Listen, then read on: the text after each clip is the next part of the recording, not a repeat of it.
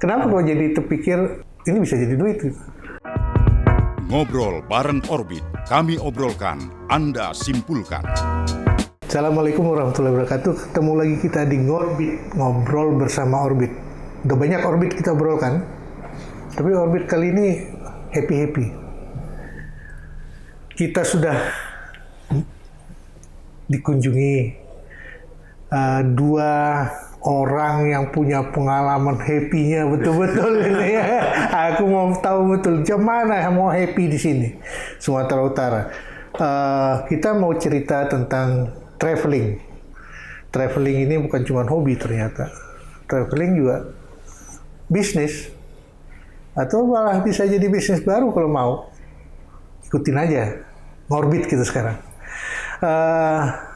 Saya punya di sini Anthony Limtan, kawan lama saya yang sekarang sudah mulai mencoba berusaha berbisnis yang membuat orang happy. Betul gitu, Ton? Ya, siap Bang Rijal. Ya. Kira-kira gimana, Ton? Kenapa kok sampai udah mulai masuk kepala 6 belum ya? Belum. Hampir sih. Masih kita bilang udah mulai mendekati usia pensiun, baru terbuka pikiran untuk bisnis yang happy-happy apa memang pengen happy-happy di masa tua atau gimana? Memang dari awalnya memang tadinya suka happy-happy ya. Karena dari sejak dulu waktu semasa SMA itu saya sudah suka jalan-jalan ya, jalan Solo gimana gitu kan. Jadi kalau untuk mengunjungi Pulau Samosir saya rasa sudah ada 100 kali. 100 kali sudah. Emang dulu waktu kecilnya di mana tuh? Saya di Sidikalang. Jadi kalau dari Sidikalang naik motor ke sana lebih kurang 3 jam sudah sampai ke Samosir. Enak di Sidikalang sendiri udah bagus. Nah, kalau dulu kan nggak ada tempat-tempat yang bagus untuk dikunjungi. Paling-paling dari Sidikalang ke Samosir, sana aja. Tapi kalau dari Medan kami ke Sidikalang tuh makan durian, Ton. Betul kan? Bang Darman mungkin Bang Darman juga pernah. Betul, durian, kopi Sidikalang. Kopi Sidikalang sudah terkenal Sidikalang. Tapi kan itu waktu itu hanya happy kosong kan? Buang duit malah mungkin.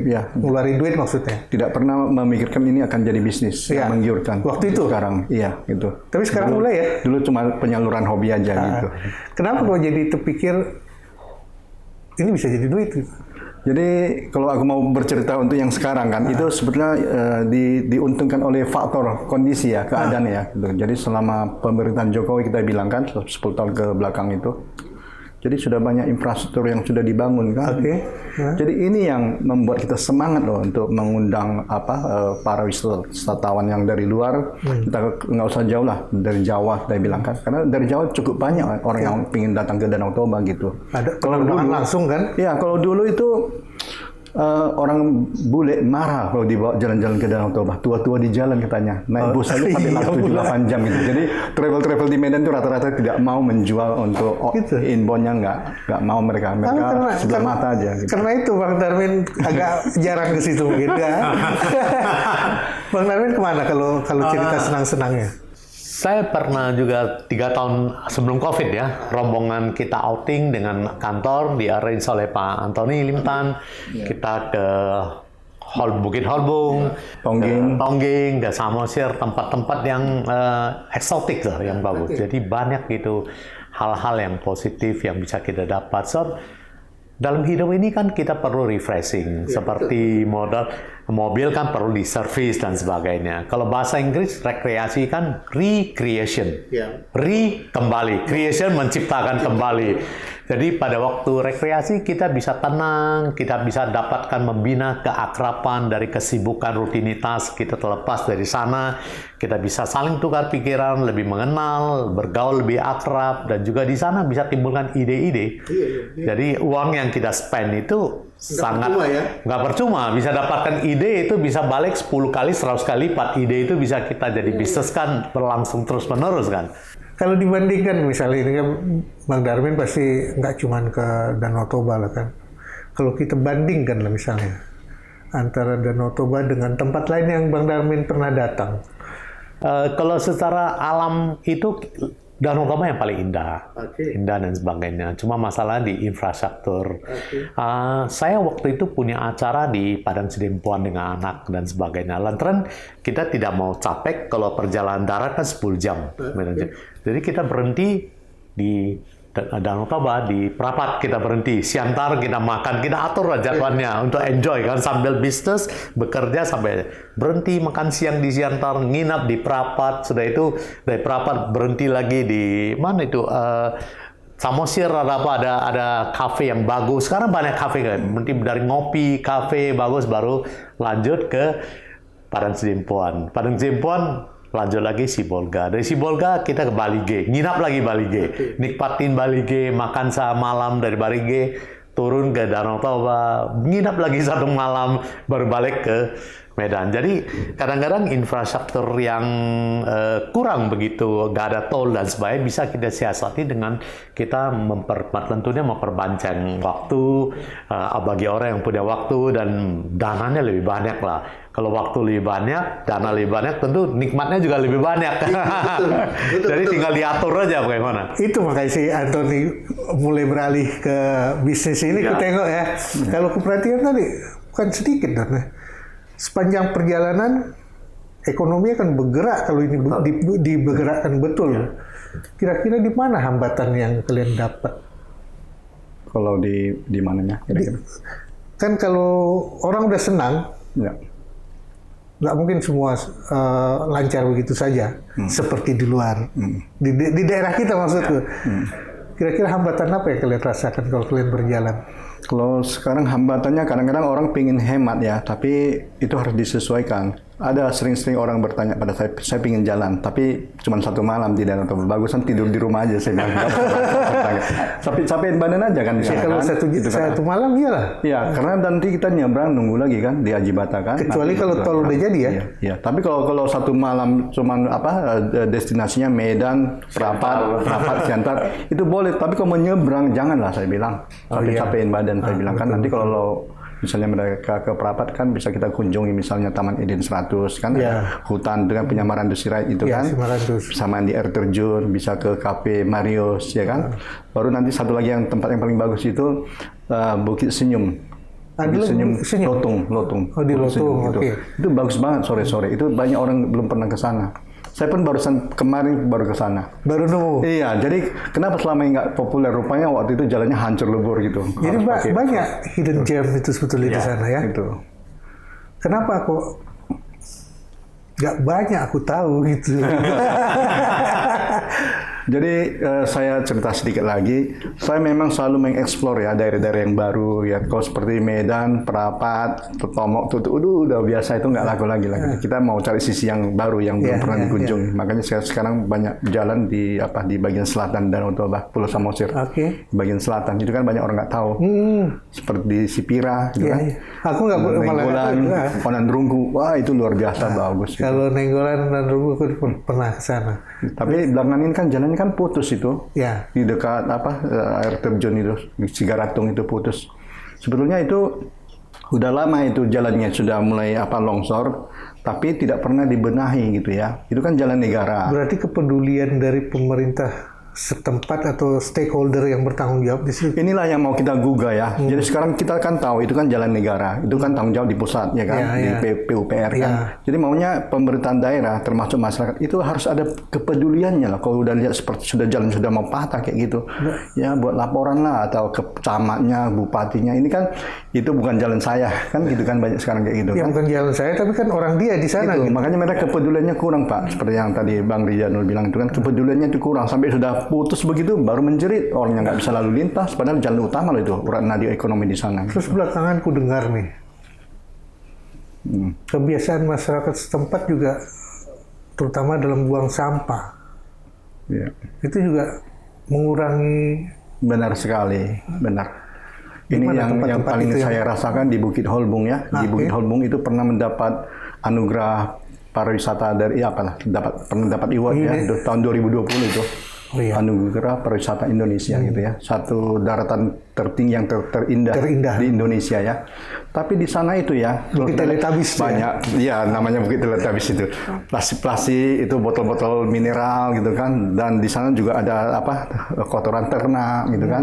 Memang itu bukit punya masyarakat, tanah adat. Tapi maunya pemerintah juga bekerja mengadakan pendekatan persuasi dengan apa masyarakat setempat itu kan. Di sana juga ada dibangun semacam apa warung-warung kecil, tapi dalam kondisi yang sangat memprihatinkan, sangat buruk sekali gitu. Oke.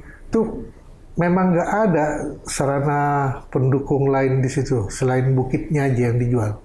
Paling-paling di bawah ada kedai kopi, gitu. Kedai kopi yang sederhana di bawah. Toilet pun sangat terbatas dan mereka membuat satu toilet itu ya, itu mereka bangun, tapi airnya nggak jalan loh. Jadi sekarang itu terlantar begitu dan sangat merusak pemandangan. Apalagi kalau kita ambil gambar dari drone itu sangat jelek sekali. Gitu. Itu Holbung ya? Holbung. Yang sempat digadang-gadang pemerintah, satu lagi apa Kaldera. Itu pun pernah juga saya udah berkunjung ke sana. Kaldera ya? Iya, Kaldera memang bagus, tapi kalau segi pemandangannya itu memang lebih bagus si Pinsur ya, kalau kita lihat lebih luas gitu ya. Okay. Kaldera terkenal kan karena Pak Jokowi dan Ibu Irina pernah duduk di meja yang bulat, itu. Viral, semua pada orang pengen duduk di situ dipoto gitu. Okay. Padahal ya nggak terlalu istimewa kok gitu. Tapi begitu pun sudah ada perhatian dari pemerintah walaupun hanya memviralkan. Iya. Nah, efek viral ini dimanfaatkan nggak nampak sama Bang Darmin atau Tony? Ya, mungkin sekarang kan masyarakat udah over information kan. Viral pun mungkin sebentar dia akan lupa lagi. Nah, jadi itu perlu konsistensi di iklan, di virali dan sebagainya. Sebenarnya Pemda atau daerah setempat perlu mengidentifikasi putra-putra daerah yang sudah banyak followernya, Instagram ada apa, orang yang sudah influencer mana, minta mereka yang viralkan. Jadi itu kan ya membangun kampung halaman dia dengan bebas, dia yang diundang, kunjungin, dia viralkan dan sebagainya. Itu yang terjadi di Butan. Di Butan? Di Butan pada waktu itu terkenal adalah pada tahun 2008 ada 2 bintang film top Hong Kong yang married-nya di Butan. Okay. Jadi orang itu viral. Kenapa 2 orang nih Karina Lau dan Liang Xiaowei itu married di sana? Jadi orang Hong Kongnya viral ke sana, kunjungin dan sebagainya. Saya baru berapa bulan lalu ke Butan di sana. Ya sebenarnya cuma lihat alam aja. Udara yang segar, alam, dan sebagainya. Kalau seperti itu, Malaysia juga aku pernah tahu ada beberapa tempat yang pernah dijadikan tempat syuting. Iya, betul. Itu bisa dijualnya habis-habisan. Dan kalau di China kan baru saya balik dari Jiuzhaigou. Jadi mereka China adalah storytelling, story marketing. Jadi semua tempat itu dikasih tahu, oh ini gunung harimau. Jadi diimajinasi ini gunungnya seperti kalau ini ekornya, padahal nggak ada harimaunya. Ini danau 5 warna dan sebagainya.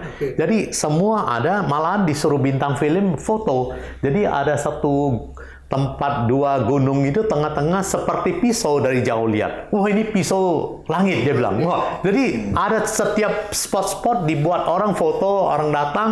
Di influencer itu bintang film foto di sini dan sebagainya. Oh ini tempat syuting film dan sebagainya. Jadi orang ramai di sana. Padahal ya capek kita aja. Bisa sejam kita jalan kan. Capeknya ternyata sin lantaran ada sesuatu yang goal yang kita ingin capai. Kalau capek di situ tempat minum ada kan? Ada di sana pada jualan. Tempat toilet pun ada. Ada. Sebenarnya bisa. Misalnya kontak dengan Indofood. Ya. You promosi counternya, dia pasti mau di pabriknya. You Indofood kantor jualan Indomie di sana. Dia kan satu channel juga bagi dia promosi, bagi orang jual dia pasti mau supply kan. Iya. Siapa tahu muncul pula menu baru kan, seperti Agam kan Indofood itu di mana-mana kan. Iya. Dia pasti mau bagi dia perusahaan besar, CSR banyak dananya. Misalnya kita perlu 2 spot ini, satu daerah ini di atas 1, di bawah 1. Kamu bangun lah counternya, orang daerah yang kamu supply. Kan itu satu channel jualan, walaupun itu tidak besar, tapi promosi bagi mereka kan. Iya, siapa tahu keluar nanti Indofood rasa Andaliman. Ya, betul, itu bisa. Itulah bentuk dari inovasi, inovasi dan sinergi antara dunia usaha, pemerintah dan masyarakat. Tapi ada nggak kayak gitu, Ton? Sepanjang perjalanan Anthony. Karena aku tahu Anthony kadang bawa rombongan sepeda motor. Iya. Bawa rombongan pakai mobil. Yang kayak gitu gampang nggak kita? Nggak gampang loh untuk menemukan yang seperti ini ya. Seperti Atau yang bagi orang, kebanyakan orang di kota, bisa lah dia masuk gitu. ya.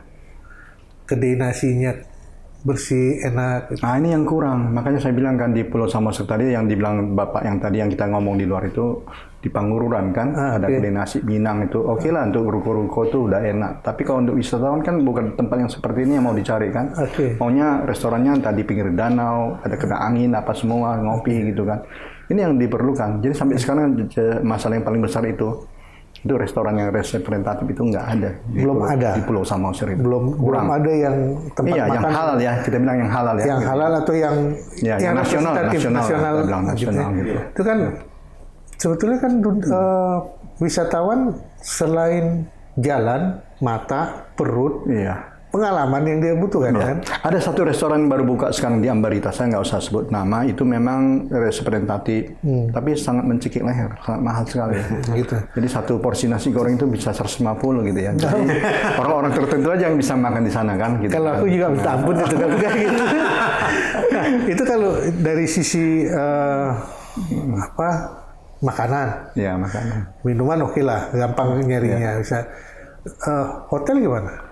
Hotel tergantung, mau murah sampai yang paling mahal juga sudah tersedia sekarang. Tapi aku dengar sih hotel representatif udah banyak sampai bahkan sampai ke daerah Samosir yang paling tinggi. Betul, betul. Kadang-kadang kalau kita jual travel kan, kita mau jual perjalanan, kita nggak bisa menjawab pertanyaan orang itu satu malam berapa, nggak bisa lagi gitu.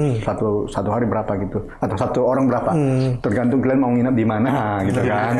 Kalau kalian mau nginap di Mariana, kalian punya anggaran 2,5 juta satu malam, udah habis tuh nginap satu malam gitu kan. Iya. Tapi kalau kalian mau lebih sederhana, 2 juta itu sudah bisa 3 hari gitu kan. Nah, 2 malam, sudah makan, sudah include semua di situ gitu. Tapi itu masih nyaman kan? Masih nyaman, tergantung mau pilih hotel yang mana gitu. Itu menarik. Ya, Terus kalau kita kan udah berumur nih Pak Darwin, ya kan? Kalau kita jalan-jalan keluar, kayaknya bagi kita handicap perjalanan nggak ada ya. Iya. Semua bisa kita dapat, kemudahan untuk orang berumur seperti kita. Kalau di sini gimana, Ton? Inilah sekarang kan semacam, aku perhatikan kalau orang sudah tua itu semacam tak berguna lagi kan. Harusnya mereka perlu diberdayakan juga supaya bisa menikmati hidup. Saya tahun yang lalu itu saya pernah bawa itu alumni tamat SMA tahun 66 gitu. Wih, Jadi angkatan 60. SMA. Saya belum lahir itu, saya udah bawa orang di jalan-jalan. Jadi semua pesertanya sudah tua loh gitu, tapi masih bisa jalan-jalan. Jadi aku bukan cuma bicara tentang wisata, tapi saya ikut menggandeng tangan mereka. Ya, Tanggung jawab saya makin khusus lah ya. makin besar tanggung jawab saya. Apalagi mau turun dari bus dan nanti jangan sampai terantuk pula kan. Gitu kan. Iya. Jaga satu bubar semua pula nanti. Nah itu jadi mereka sangat menikmati gitu kan. Karena selama ini mereka semacam terabaikan seolah-olah yang bisa wisata itu yang muda kan. Jadi mereka pun perlu juga sebetulnya. Iya, aku ada kawan di Singapura.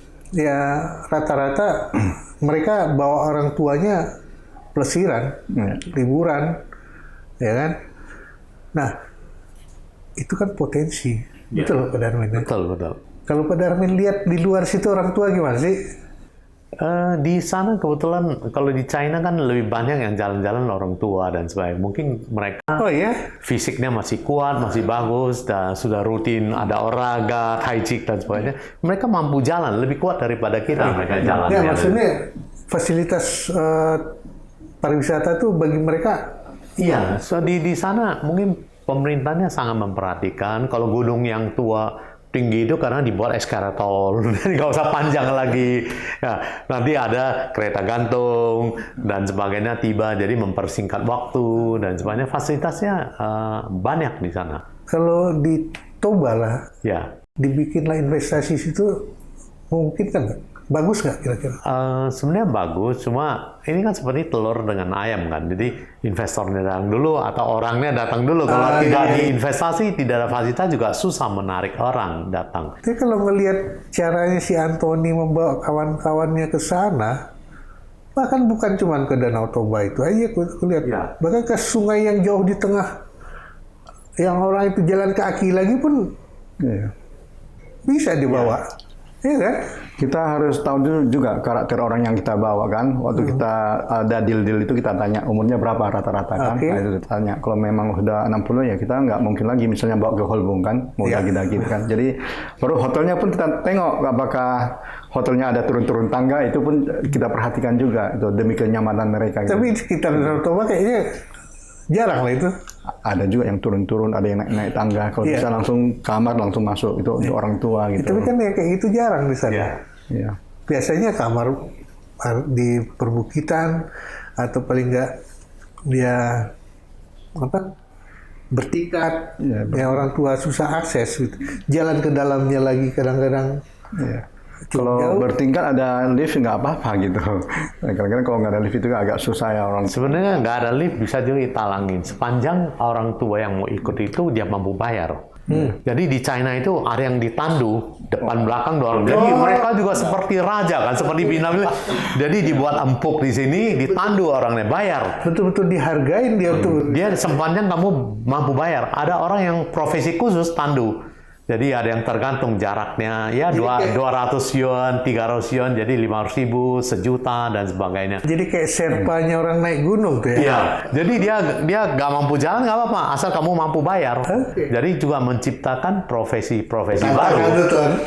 Tapi saya nggak tahu apakah ini manusiawi nggak gitu ya. Dan juga di Indonesia ada itu yang kita lihat itu di tempat yang kita lihat warna biru itu di bekas tambang itu ada mereka buat seperti becak yang 2 roda ban, 2 orang tarik itu. Jadi ditarik itu kita bayar 700.000 1 jam turun ke bawah. Jadi kita nggak usah, itu tengah malam jalannya. Sebelum jam 5 Pak subuh harus sampai baru bisa kelihatan warna cantik itu. Dan itu hanya 1-2 menit aja muncul hilang. Daerahnya Kawaijen kalau nggak salah. iya. Kawaijen. Kalau di Ijen itu ya bahkan ya memang ada fasilitas. Ada fasilitas orang yang tarik 2 orang. Ya. 700.000. Nanti mau dia tarik turun, tarik lagi naik gitu. 1 jam juga. Sebetulnya kalau aku ikuti jejak si Antoni, banyak daerah yang bagus. Iya. Cuman ya tadi itu untuk standar pariwisata yang bisa dipergunakan orang banyak bisa nggak? Seperti kalau kita jalan ke puncak Samosir, lewat Sidioni itu ternyata di atas ada lagi danau tuh. Ya, danau di atas danau. Kan ini Danau Toba. Ya. Kita naik ada danau kecil Sidioni ya. Ya. Terus kita naik lagi sampai di Ronggorniuta ada danau lagi kecil. Di situ banyak kuda liar, sapi liar semua. Itu kan kalau bagi orang kota Medan, anak-anak, orang tua segala macam, aku pernah datang ke sana sampai terbodoh. Kok ada begini di Samosir? Itu dikembangin nggak kira-kira Ton sama orang setempat tuh? Itu yang saya ada satu kenalan di sana yang punya Raja Wali Resort itu ya. Oke. Saya udah pernah ke sana di desa Ronggornihuta itu. Jadi di sana itu kadang-kadang kalau kita duduk di hamparan savana yang luas itu kadang-kadang kuda liar bisa lewat di sana kan gitu. Cuman infrastruktur jalan ke sana itu masih sangat jelek loh itu. Kita lewati hutan pinus yang belah tengah katanya kan gitu. Itu masih perlu diperhatikan gitu. Jalannya masih kecil gitu. Iya, aku sempat pakai mobilnya kandas di situ, maju nggak bisa, mundur nggak bisa gitu. Kalau mobil 40 seat tidak disarankan, itu maksimal 25 seat. Kalau yang terlalu gede itu nggak disarankan. Dari sana, dari Ronggornihuta itu kan tembuskan ke Danau Sidioni itu. Ya, itu. kita dari Sidioni naik terus kan, nanti sampai di kampungnya nggak tahu, itu udah mulai masuk ke arah Ronggornihuta kita. Ya. Itu Jadi Pulau Samosir ini kan itu namanya belah tengah gitu ya. Kalau kita masuk dari Tomok kan nanti ada satu pertigaan jalan, kita belok kanan. Itulah membelah Pulau Samosir. Nanti lurus itu namanya desa Ronggornihuta. Yang di atas itu Iya, kan. itu daerah yang paling tinggi itu. Terus turunnya Pulau nanti di Samosir. Parbaba kalau nggak salah. Turunnya nanti di Danau Sidioni, Pangururan. Pangururan, di iya. situ. Itu tempat yang enak loh dikunjungi itu. Pernah nemu hutan pinus di situ yang berembun?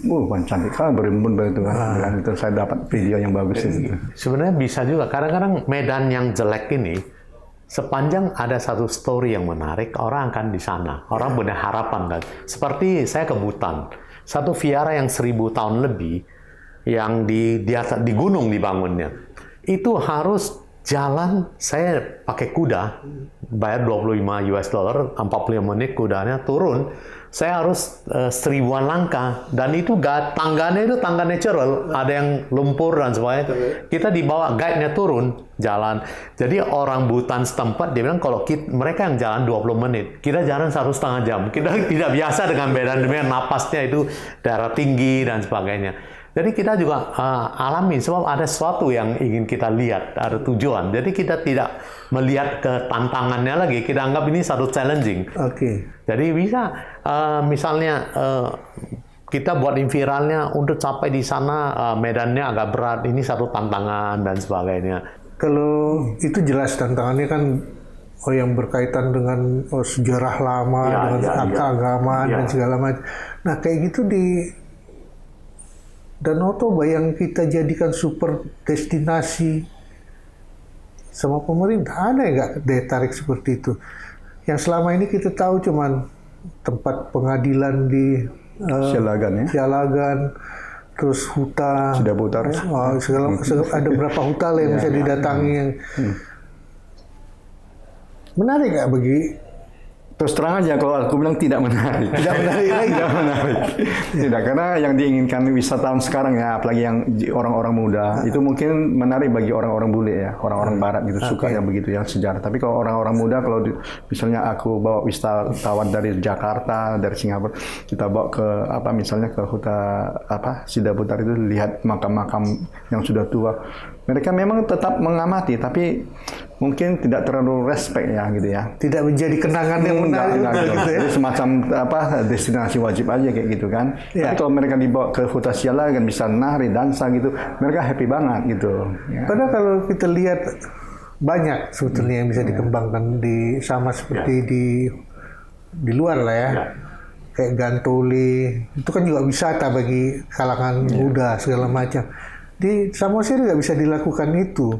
Terus wisata rohani seperti yang Mandar minta dicerita. Sekarang udah ada si Bia-Bia. Ada Taman Iman ya, kita jalan Sidikalang gitu. Memang namanya wisata rohani sebetulnya tidak, cuman ikonnya aja ada patung Yesus di situ kan. Tapi kan kalau ngelihat alamnya keren memang. Nah. Kalau wisata rohani itu ada di Sidikalang kan, Taman Wisata Iman di sana itu ada gereja, ada masjid, ada wihara gitu. Tapi kalau di Bia-Bia kan cuman aja kan, patung Yesus gitu. Jadi. Tapi itu juga belakangan jadi destinasi menarik. Iya betul, untuk nasional ya. Jadi kira-kira bisa nggak jadi daya tarik bagi orang kita di Medan aja lah. Pertama biaya, fasilitas, cukup nggak di situ? Kalau kita ke sana kehujanan. Nah itulah itu yang perlu. Ini yang sangat ditekankan kepada Pak Surung ya, Surung Gultom yang punya Bia-Bia itu ya, supaya ini juga diperhatikan. Jangan cuma mengutip tiket aja masuk, tapi kenyamanan tamu yang di sana itu harus diperhatikan juga ya. Karena di sana satu gazebo pun nggak ada di situ, atau satu kafe yang luas yang bisa duduk, bisa nikmati angin dari atas. Ini nggak ada loh gitu. Kalau sempat lapar haus di situ. Itu makanya. Jadi kalau orang sudah ke sana ya tujuannya mau foto-foto aja kan, habis itu naik bus pulang ya, gitu. Capek lah badan kalau kayak gitu. Ya. Waktu sebelum patung Yesus diselesaikan, jadi saya pernah tanya yang jual tiket itu kan, itu orang yang mau naik ke atas itu antri loh, mobilnya itu antri sampai 1 kilometer, bisa 2.000 mobil loh katanya, kali waktu itu 50.000 atau 100.000. 2.000 mobil, kalau satu mobil kita anggap 4 aja lah ya, gitu. Udah 8.000 orang. Ya, gitu. Bukan dihitung orangnya, tapi per mobilnya memang. Kita hitung 8.000 orang yang berkunjung ke sana. Itu kan 8.000 mulut. Ya, makan. Ya. Sayang kan? 8.000 keinginan buang hajat segala macam. harusnya bisa dijadikan income tambahan ya Nah. untuk pengelola si biaya-biaya itu kan. Jadi selama ini kan mereka mengeluh perlu bantuan pemerintah apa semua kan. Jadi ada potensi yang di depan mata mereka nggak bisa mempergunakan ini itu memanfaatkan ini gitu kan. Dibangun restoran itu sangat potensi sekali untuk mendulang Aku nggak mencari jelek ya, tapi kita mencari solusi. Iya. Makanya aku bertanya seperti itu. Kalau di luar Bang Darmin lihat yang kayak gitu, setiap tempat tujuan wisata ada nggak fasilitas kebutuhan manusia itu? Sebenarnya ada. Jadi itu kan Ya, perlu di diperhatikan. tempat yang paling jauh atau seperti yang Bang Darmin Ya. cerita tadi lah. Itu ada restorannya, ada kafenya, ada tempat jualan souvenir, dan Bahkan ada sebagainya. resortnya. Ada resortnya. Dan juga paling ekstrim itu kita kunjungan ke Antartika. Oke, Ke sana cuma lihat penguin. oke, Jadi pakai satu kapal, kapalnya itu 175 orang kapasitas, itu libannya orang-orang dari barat. oke. Dari Asia itu terbatas. Dan mereka ke sana itu 16 hari di kapal hanya untuk melihat penguin. Sebenarnya 10 jenis penguin. Dari di 2,5 hari perjalanan di kapalnya nggak ada entertainment, nggak ada apa, cuma makan, turun dari kapal, naik itu boat kecil yang 10 orang, pakainya juga berlapis-lapis, sebab minus kan, ya, suhu udara dingin sekali. Turun ke sana, lihat, dan sebelum sampai juga bau kotoran penguin, sebab itu koloni penguin, nggak ada orang tinggal. Ini bisa puluhan ribu penguinnya, bawa kotorannya seperti orang juga demikian tertarik. Apalagi yang kuda liar itu kan, jadi buat satu story di sana. Sebab itu penguin itu di sana seluruh dunia yang paling banyak itu ada king penguin yang 1 meter, ada emperor penguin yang 1,2 meter yang terbesar di dunia. Jadi itu menjadi cerita. Orang itu demikian eksotisnya sampai orang yang bawa 10 kilo itu kameranya yang panjang, teleskopnya dia untuk foto-foto penguin itu. Dan mereka demikian pintar menjual cerita tersebut. Cerita, Ya, cerita. Kenangan yang penuh dengan cerita. Betul, kan? nah. Ada nggak di tempat kita tuh dari perjalanan Antoni bangun selama ini? Biasanya apa ya guide-guide lokal yang untuk menceritakan sejarah Danau Toba Nggak, gitu kan. tempat yang bisa orang bilang, wah, dia langsung keluar hanya itu panjang ya. Jadi saya ke sana tahu apa yang mau saya cari.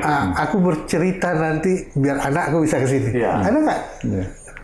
Sepertinya ya belum banyak lah, ada mungkin Ada ya, tapi belum banyak. Iya. Ini tentunya harus dikembangin sama pemerintah kan. Kalau kalian lah yang berusaha atau kalian yang suka berjalan, apa yang kalian harapkan? Ada perhatian pemerintah lah pertama kan, karena pemerintah ini kan semacam mereka bekerja berdasarkan apa yang tugas pokok mereka gitu kan. Iya, Kalau seperti ini proyek pusat, mereka biasa nggak ikut campur lagi. Saya ingin minta kalau di Holbung itu, saya kalau daki Great Wall kan sudah berapa kali juga kan, jadi kita mendaki-daki itu kan ada gazebo, setelah 2 meter lagi ada lagi. Maunya di Holbung itu ada seperti itu. Ada tempat Ya, karena dia ada berapa bukit tuh yang harus Rest kita daki. area lah kalau Rest kita area bilang, gitu ya, kan, ada betul. bukit gitu kan. Iya. Nah, ini kalau diadakan bagus sekali. Jadi memang bupati biasanya kan nggak ada duit gitu kan. Sebenarnya bupati nggak perlu keluarkan duit dari kas mereka. Bupati kepala daerah harus punya jaringan yang luas. Oke. Apakah CSR dari bank apa di mana gitu kan. Dibangun, dibikin kafenya bagus gitu kan. Nah ini kan nama baiknya ya Samosir kan, bukan atas nama orang penduduk lokal yang terangkat kan pemerintahan Semua, daerah ya. gitu. Pemerintahan daerah. Bukan hanya pemerintah, masyarakatnya juga akan menikmati, semua akan menikmati ketika itu diperhatikan. Bahkan ekonominya juga. Dia bergerak kan di sana. Ya. Sebenarnya saya lihat ini sekarang kan sebenarnya ada akademi pariwisata. Oke. Jangan hanya menciptakan orang, ini safe. Nah, Ini jadi guide dan jadi room service dan sebagainya. GM Hotel. GM Hotel. Dipikirkan juga ada pariwisata. Bagaimana mengembangkan pariwisata? Misalnya mereka keluar, mereka lihat ini potensi apa, mereka buat story-nya. Mereka datang, nggak ada modal kan, datang ke Indomie. Ini bisa bawa gazebo, nanti kita jualan, ini channel, promosi. banyak di sini perusahaan besar. Indo Cafe, kopinya kan. ada TPL, ada Indofood. Iya. Semua Betul. ada STTC. Kopi misalnya mau kafe, ini kopi brand new di sana. Ini dan kalau mereka udah pikirin brand, itu kan tidak pikirnya untung rugi lagi. Dan bagi ini kan menciptakan satu lapangan kerja, mereka bisa buka di sana dan sebagainya. Ya, brand remind, sesuai dengan begitu orang ingat dengan sesuatu merek, dia ingat Holbung. Betul. Ya kan? Ingat dengan merek ini, dia ingat dengan Samosir. Ya, betul juga. Holbung ini sudah diuntungkan dengan film Ngiri-Ngiri Sedap itu. Ya, itu kan satu hal yang menarik. Menarik sekali itu. Cuman tidak signifikan pertumbuhannya. Kalau tidak ada orang seperti kalian yang nekat menerobos dan mencari pasar dan mencari destinasi baru kan, yang mungkin tidak dikembangkan sama pemerintah. Jadi Orbiter banyak hal yang kita masih perlukan untuk mengembangkan pariwisata kita. Orang seperti Anthony hanya bisa berusaha dan membantu. Ya, syukur-syukur kalau kalian lihat orang-orang seperti Bang Darmin, dia belum tentu mau datang kalau nggak bisa senang hatinya. Iya kan Bang Darmin? Jadi kayaknya nggak boleh lagi ada ego sektoral yang sempit untuk mengembangkan pariwisata. Seperti yang saya pernah lihat di beberapa tempat, itu turun tangan pemerintah untuk satu daerah pariwisata, totally dari mulai pucuk pemerintahnya sampai ke bawah. Nggak usah jauh-jauh, di Malaysia aja kayak gitu. Jadi orang persekutuannya bekerja, orang daerahnya bekerja, pengusaha seperti mereka bekerja, dan hasilnya nggak tanggung-tanggung, triliunan yang mereka keruk dari sektor pariwisata. Sektor ini menjanjikan kan? Betul kan? Ya. Bisa jadi cuan kan? Ya. Kalau bisa jadi cuan, kenapa cuek? Sampai ketemu lagi di orbit berikutnya. Assalamualaikum. Ngobrol bareng Orbit, kami obrolkan, Anda simpulkan.